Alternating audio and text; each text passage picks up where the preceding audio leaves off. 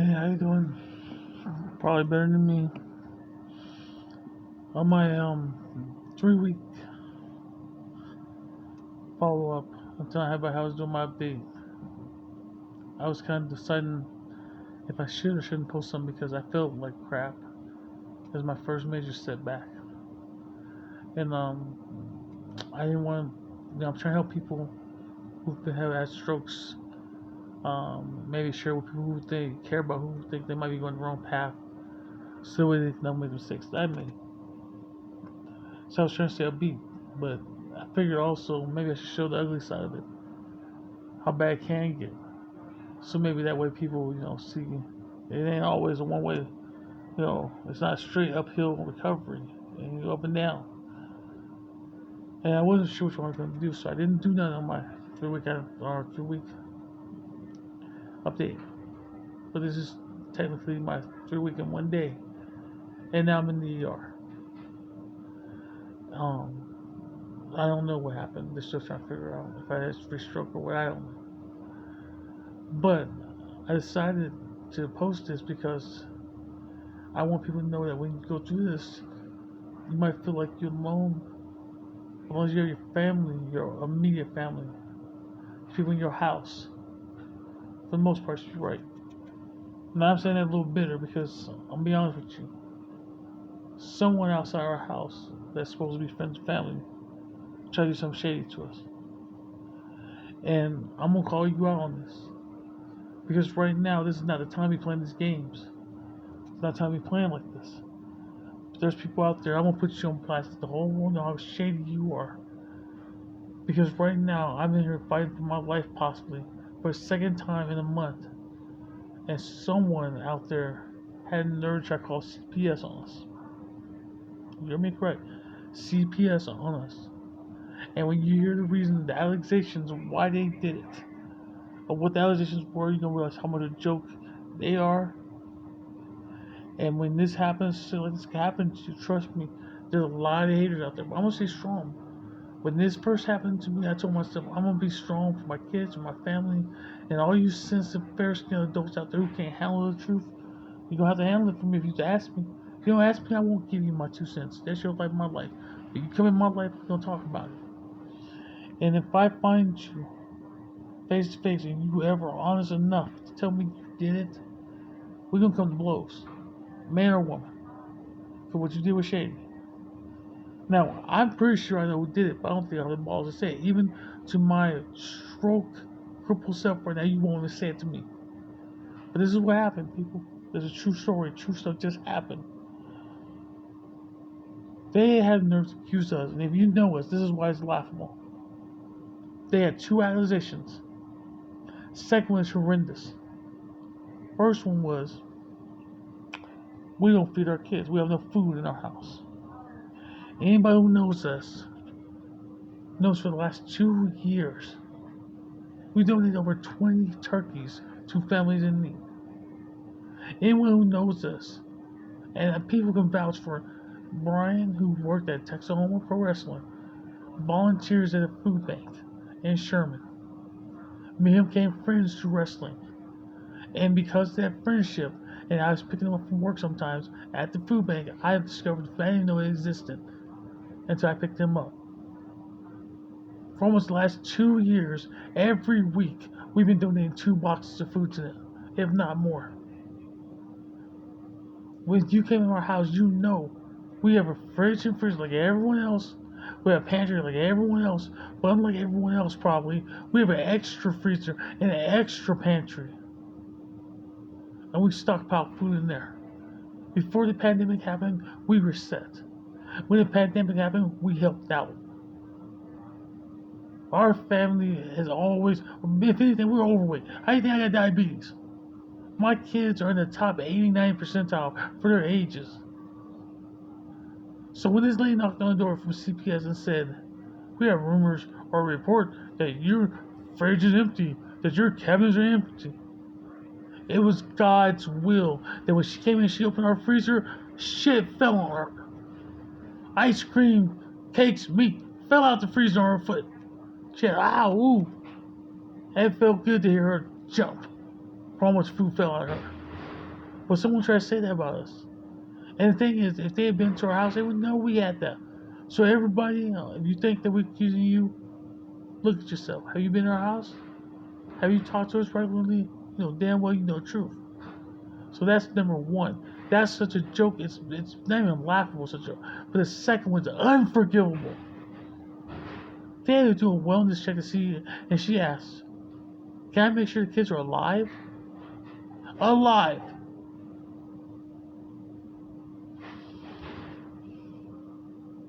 Almost every video I have on here is my kids playing around and happy and jumping up and down. Summer don't put that many videos on them because we use our main family one, mine. Our kids are healthy. They don't miss appointments. And someone had the nerve to ask the CPS to check to see if our kids are alive. Now, I'm pretty sure I know what side family did because they did some shady shit beforehand. Someone sent us some food. We thought they were trying to be nice because what's going on with the stroke. They sent us some food, and they sent it under Summer's name. The problem with that is, no one says nothing to our house on Summer because we get married. We're all savages now. So for them to send her maiden name, it's kind of obvious which direction that came from. See, at first we thought it might be neighbors, but no, they know our kids are alive. They hate how loud our kids are. Our kids are toddlers. They're screaming all the time. So none of the neighbors. No, it's someone who actually didn't pay attention enough to know we got married. Who knows we're probably married, but didn't think about the facts that go along with that. And 2 days after the food was delivered, it's 2 days after CPS, when CPS came by, because they wanted to confirm our address was still the same before they sent them out to us. So you ain't that smart. We figure out pretty much who you are. We know it's down to like 4 or 5 people. And I dare you have the balls to tell me it was you. And the craziest part, alive. All they had to do was look at our Facebook feed from 3 days ago. People have been coming to CPS to our house for different reasons. Welfare kids, see if they're healthy, see if there's a sleeping situation, see if there's clothes, food, alive. What's wrong with you? So I'm gonna get you. I'm gonna find who you are. I won't remember this. And trust me, I'm pretty sure, like I said, I ain't gonna drop that name yet, that bombshell. But that is some shady stuff.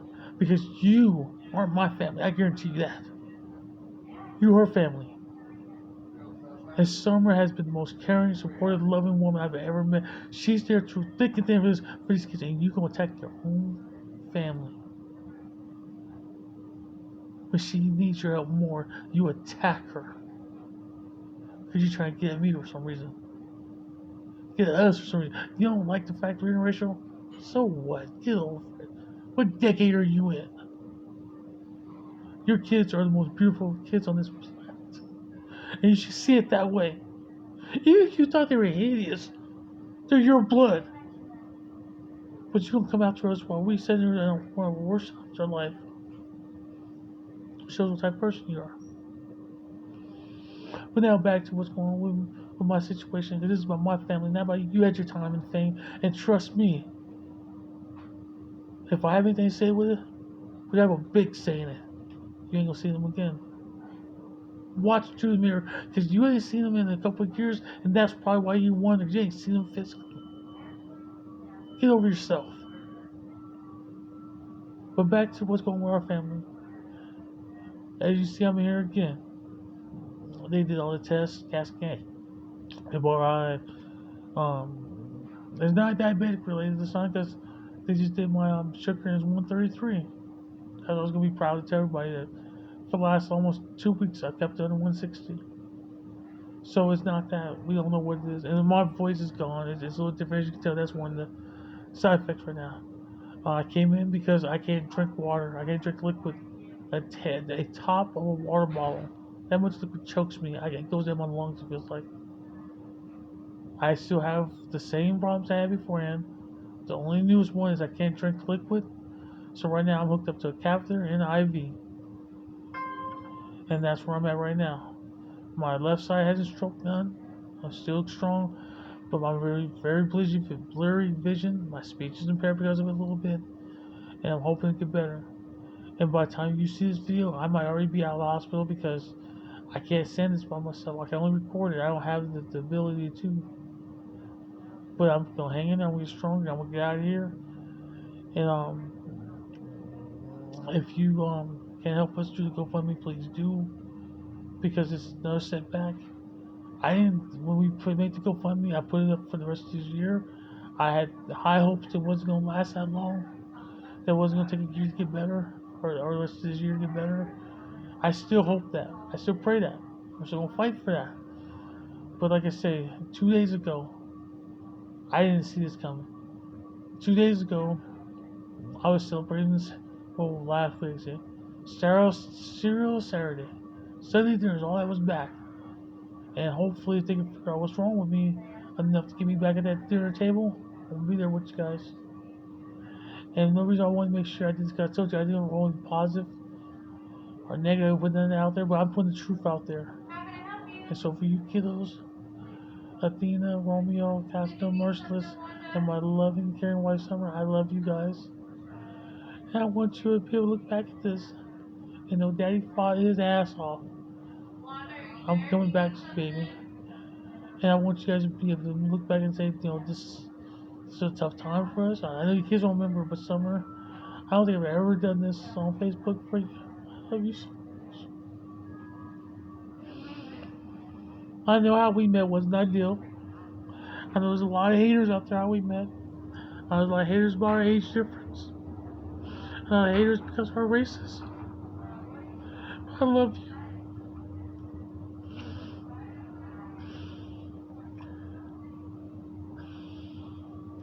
You've done a great job with helping me through this.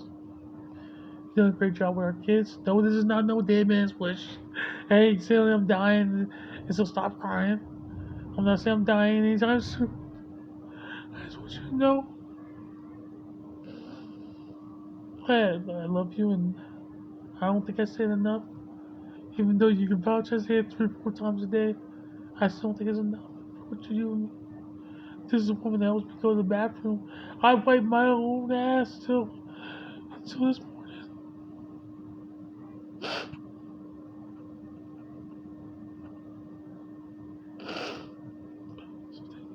So thank you for that. I'm gonna try to make sure you never have to do that again for me. And my voice ain't crackling because I'm crying. My voice is because it's gone. It's going bye bye. I love you, baby. I don't even know what to say. I'm just lost for words now because I still can't believe that you're people on your side of the fence, knowing what you go through, would attack your family at this time period. They all gonna lie. They all say they didn't do it. But we know damn well the facts point towards that. Because everybody who's looking at this besides that side of the family has seen my damn kids alive. I love you, baby. I went in a positive. I know I went back negative there, but in my entire life, I've been called horrible things, but no one has questioned me as a parent. And the question of my kids would be alive. I hope that never happens to none of you guys out there. I hope this never actually knocks on your door and asks you if your kids are alive.